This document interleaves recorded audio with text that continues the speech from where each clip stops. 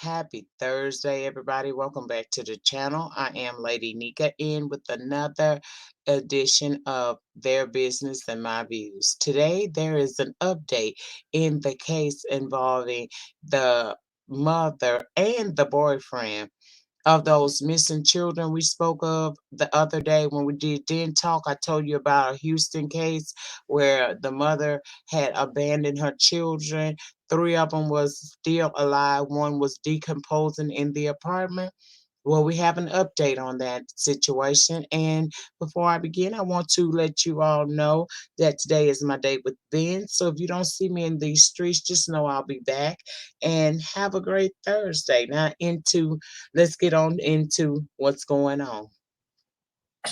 With a case of three boys left abandoned in an apartment with the remains of their younger brother. This is our first look at Gloria Williams and Brian Coulter, both facing multiple charges. And tonight, we are learning more about the little boy who had been dead for about a year. Lauren Tallarico is live at the jail with the update on this awful case. Lauren?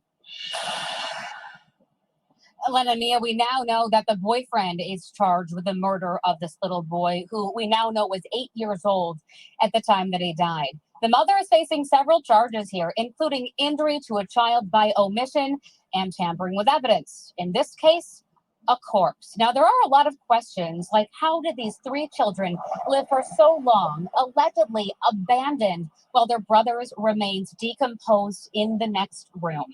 Here's what we've uncovered so far. Here's a look at Brian Coulter and Gloria Williams, charged in connection to a case that has shocked so many. It was this past Sunday that a 15-year-old boy living inside an apartment off Greencrest Drive called the Harris County Sheriff's Office asking for help. He said he and his two siblings, 11 and 7 years old, had been abandoned here in the same apartment where his 8-year-old brother had been dead for a year. Alief ISD confirms the children had attended the district but hadn't been in school since May of 2020. They also say their mother, Gloria Williams, was listed as the sole custodian. Investigators say the surviving children were malnourished when found, surviving off food the mother would occasionally bring over.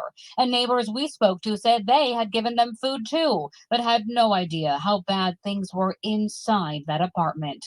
CPS says that tonight those kids are in foster care. As for the skeletal remains of that 8-year-old boy, the medical examiner lists the cause of death as homicide, citing multiple blunt force injuries. We are expecting. Now, tell me that ain't a sin and a shame all at the same time. I knew that there was more going to come out about this story. It was only a matter of time, so I took a little liberty to go over and find a couple of articles that would give us even more clarity and insight into what happened. And I found one at the local station 12 over in Houston, Texas.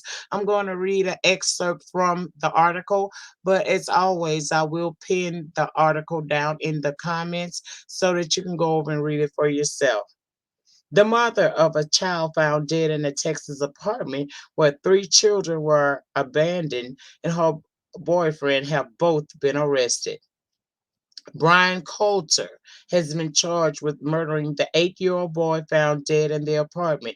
He was killed in 2020, according to the Harris County Sheriff Ed Gonzalez.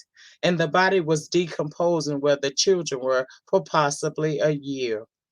The children's grandmother, Gloria Williams, faces charges of injury to a child by omission and tampering with evidence in connection to the boy's body. The couple was arrested at the library where they were looking up news articles about themselves. Sheriff Gonzalez says more charges are expected to be filed. The boys are ages 15, 10, and 7, may have been living alone in the apartment for months, maybe even a year, on their own with their other brother's skeletal remains. The 15-year-old said parents hadn't lived there for several months. There are reports that Coulter and Williams was living in another apartment about 15 minutes away. The sheriff said the children appeared to be malnourished and showed signs of physical injury.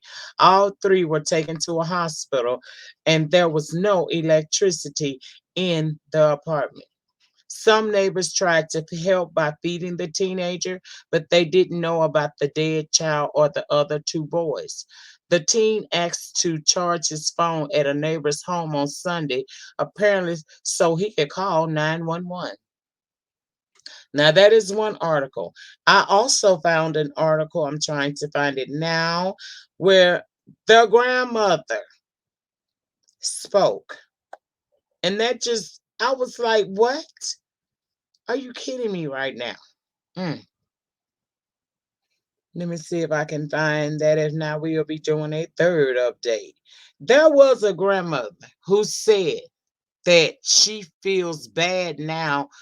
She felt in her spirit she wasn't supposed to actually take these children. And upon even more research, I found she's got more kids. She has a 17-year-old daughter that lives with the aunt. So my question is, when y'all were over here saving people, why didn't y'all save all those children? And what happened that caused this man to do what he has done? I don't understand. I really don't understand how we can let something like this happen. But I'm glad.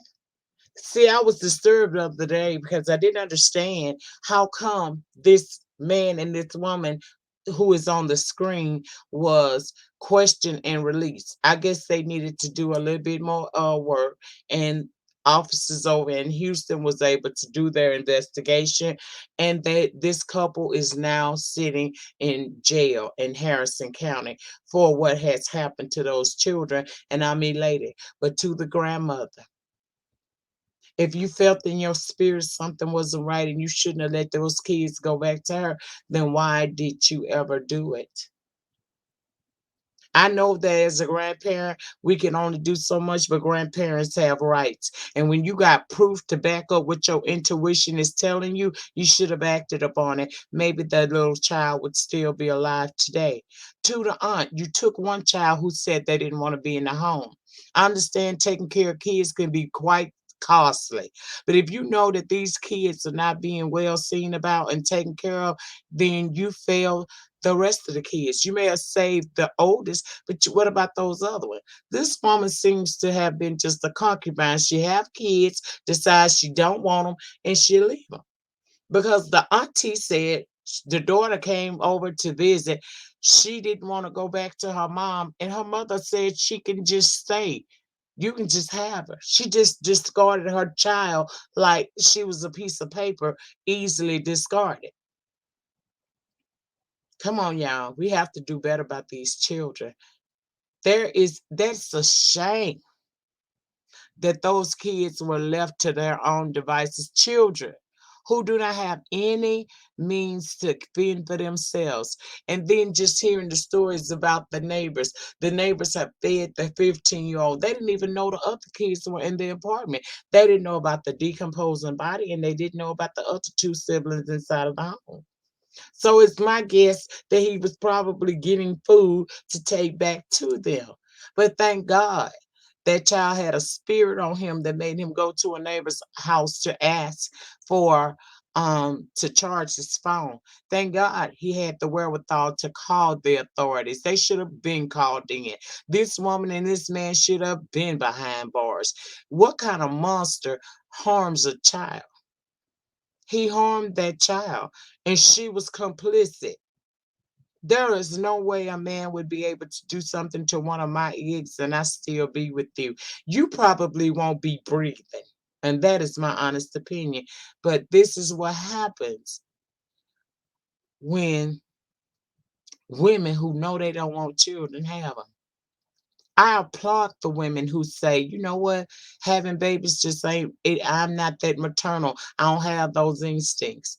But we'll dig into that a little bit more tomorrow night on the live schedule for I think it's called My Body, My Choice, or It's Your Body, Your Choice. Please join us. We will talk about women over there who chose to not become mothers. But in this particular case, my heart breaks for these kids. The years of trauma that they're going to have to endure, the years of extensive therapy they probably need. But thank God they are in the hands of CPS, who will, I know, will do better by them, in at least right now, than what this mother did, because it seems like she decided one day she just didn't want to be a mother anymore, and she walked away as if that was supposed to, as if that was the way of the world. That's how you're supposed to do. No, ma'am, there are laws in this land, and you shall be held accountable. You will be held accountable by the Most High, but right now you will be held accountable by the law of the land. That's it. That's all. Again, I will pin the comment down in the pinned comments. I will have the article that I just referenced so that you can go over and read it for yourself. And please get down in the panel section, also known as the comments, and let me know your thoughts and opinions about this entire situation involving Brian Coulter and Gloria Williams, whatever her damn name is, girl. What's that woman name?